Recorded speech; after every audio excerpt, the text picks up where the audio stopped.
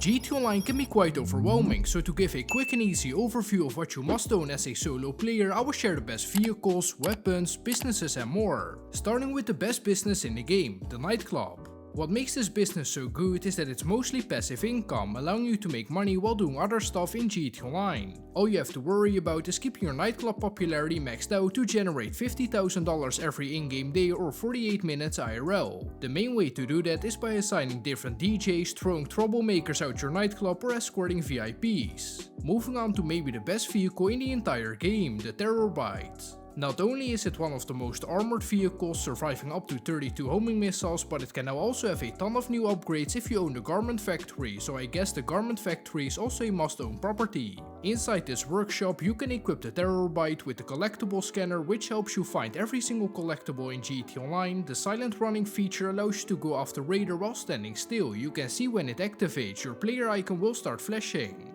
Then you have the Missile Lock-on Jammer. This prevents other players from locking onto you. The last upgrade is the Master Control Terminal. This is a special screen inside your Terrorbyte so you can access and manage all your businesses from one place. You can also access the normal Terrorbyte screen, and from here you can also do missions for several businesses, but I always like to start client jobs. They are pretty cool and pay a decent amount of money. There are several cool customizations for the Terrorbyte. You can also buy a turret and drone station, allowing you to attack air threats and players with a really tiny drone. Then you have the option to buy these two workshops. The weapon workshop allows you to upgrade most of your weapons to the Mark II version, which are always better than the Mark I version. Here you can also equip them with special ammo, such as incendiary ammo and even explosive rounds. Not only that, but you can customize your weapons with awesome liveries, scopes and colors. Then you have the specialized workshop. You need this in order to upgrade the Oppressor Mark II with homing missiles, which is the next vehicle that you must own. It used to be cheaper, but after a bunch of nerfs it's now $8 million. However, it's still one of the best vehicles in the game, cause it can get you from A to B without any trouble and it's very convenient. Other vehicles like the Deluxo and Toreador can easily take you out, cause those vehicles have more accurate rockets, but by activating your flares or chaff you can try to avoid their missiles. We already briefly went over weapons, but let's go more in depth. These are 5 weapons that you must own in GTA Online. We will start with the pistols. A must-have is the Up-and Atomizer. They removed it from the ammunition and agency armory, so now you can only buy it when it's in the gun van. This is a very unique weapon and it can come in very handy in a few scenarios. If you can't get over a wall or fence for example, or if your car is stuck, and you can even use it to kill players. I always like to use it as a combination, so I shoot someone with the Up-and Atomizer and then I quickly switch to one of my other weapons to finish it off. The second pistol that you need is the AP pistol. The best thing about it is that you can use it in a vehicle, so it's the best gun to use if you're doing a drive-by or something like that. It has 36 rounds with the extended mag. Together with its firing rate, it's an insane pistol. Arguably the best weapon in the entire game is the Special Carbon Rifle. To make it the actual best weapon in the game, upgrade it to the Mark II version. It has a high fire rate, great accuracy and the damage is also good. Although some people like to do this, don't select a suppressor on this gun and not any gun in general, because it just makes the gun deal less damage and the range will decrease. The first sniper that you need is the Heavy Sniper, which will unlock at level 90 and then upgrade it to the Mark II version. You also need to have the Advanced Scope. You can zoom in further with this scope rather than a normal scope. Because it's a sniper and you don't shoot that much, I highly recommend getting special ammo for this weapon, especially the explosive rounds. With this type of ammo you can easily take out jets and helicopters. It only takes 1 or 2 bullets. It's also helpful to destroy other armored vehicles, but not as effective as on aircrafts. I always find it really annoying fighting against players that have snipers with explosive ammo, because you just fall on the ground and you can't do anything about it. It's not a one-shot kill on regular players, but when they fall you can easily hit your second shot.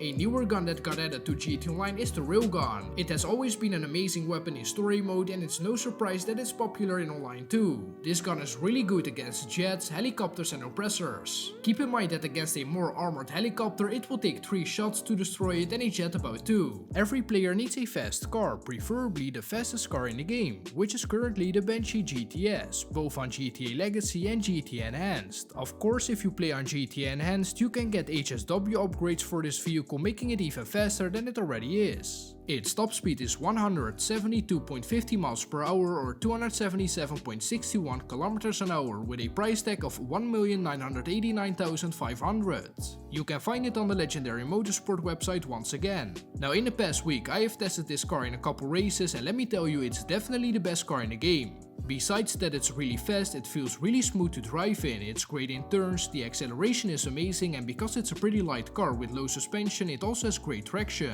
Not to mention how good the brakes are. For me it's not my go-to car for races, it's a sports car so unfortunately I can't select it in any race, but when it's set to the sports class you should definitely use this one. For the next category of vehicles we need another business, the agency. This is again a must-have business, let's go over it real quick. At the front desk you have access to fast travel and you can even request a personal vehicle or helicopter. It also comes with a big garage. There are 4 ways to make money with the agency. The first one is passive income. Money will fill up in your safe every in-game day. The amount depends on how many security contracts you completed, which is the second way to make money. Each time there are 3 different options. They only take about 5 to 10 minutes to complete and you make around $50,000 to $80,000. Then there is the VIP contract where you do missions for Dr. Dre and this makes you $1 million.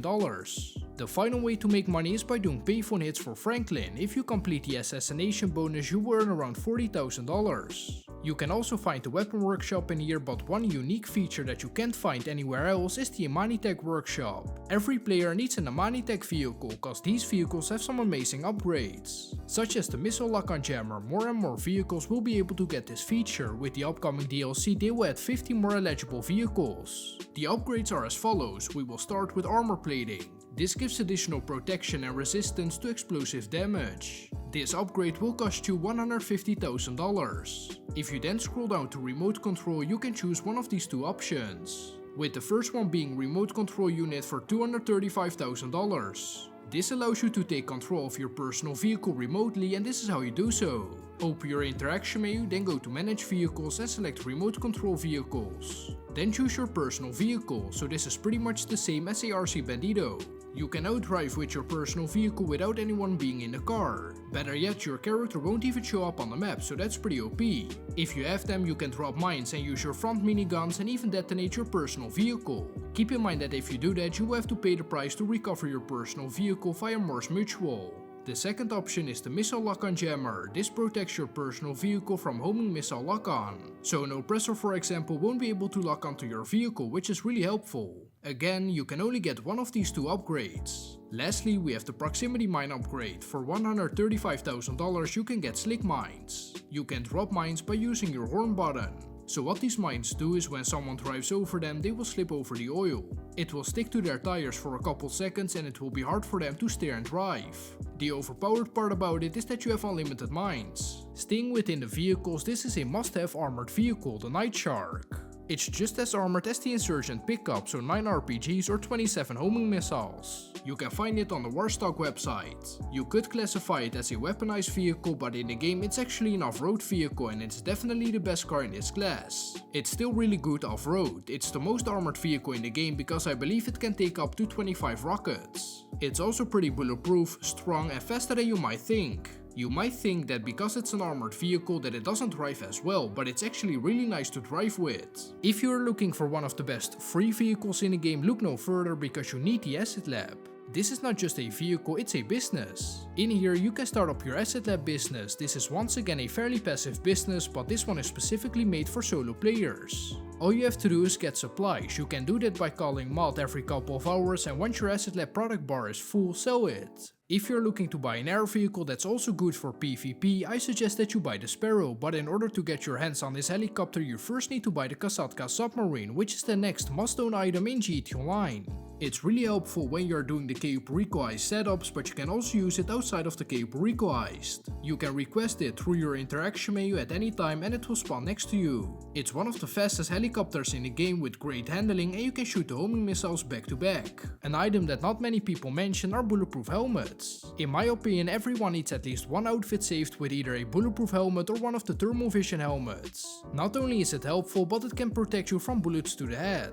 Another one of my favorite vehicles is definitely the Toreador. It has a boost which recharges pretty quickly, it has homing missiles and they are still insane cause they didn't get nerfed unlike the Oppressor Mark II missiles. So they are still really accurate, and the crazy part is that this vehicle has unlimited rockets, which makes it a must buy. On top of all that, it's one of the few vehicles in the game that can go in the water as well as on land. You can activate Aqua mode by holding left on the D-pad. It can still fire missiles underwater and you can also boost. It's great to hide from enemies underwater and then you can pop back out by using the boost and shoot them down with your missiles. So hopefully this helped you guys out, and I will catch you in the next one. Bye bye.